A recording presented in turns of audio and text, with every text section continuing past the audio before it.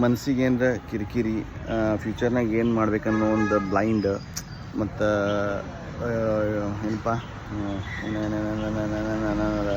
Health issue ಏನೇ ಇದ್ದರೂ ಬಿಜಾಪುರ ಒಳಗೆ ರಾಮ್ ಭಟ್ರು ಅಂತ ಹೇಳಿದಾರೆ.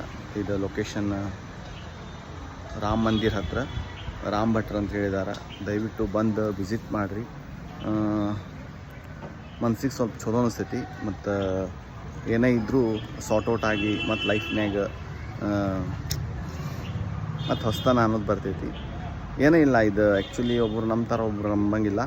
ಇದು ನಂಬಲಾರ್ದವ್ರಿಗಲ್ಲ, ನಂಬೋರ್ಗಷ್ಟೆ. ಸೊ ಬಂದು ಒಂದ್ಸರಿ ವಿಸಿಟ್ ಮಾಡಿರಿ.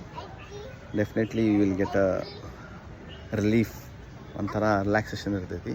ಮುಂದೆ ಏನು ಮಾಡ್ಬೇಕನ್ನೋದು ಮತ್ತು ಹೊಸ ಹೊಸ ವಿಚಾರಗಳು ಅವರು ದಾರಿ ಮಾಡಿಕೊಡ್ತಾರೆ. ಸೊ ಇದು ನನ್ನ ನಂಬಿಕೆ, ಇದು ಓನ್ಲಿ ನಂಬಿಕೆ ಇರೋರಷ್ಟೆ, ಏನೋ ಅಂದ್ಕೊಬೇಡ್ರಿ. Thank you so much. Like, share, comment and follow ಮಾಡಿರಿ.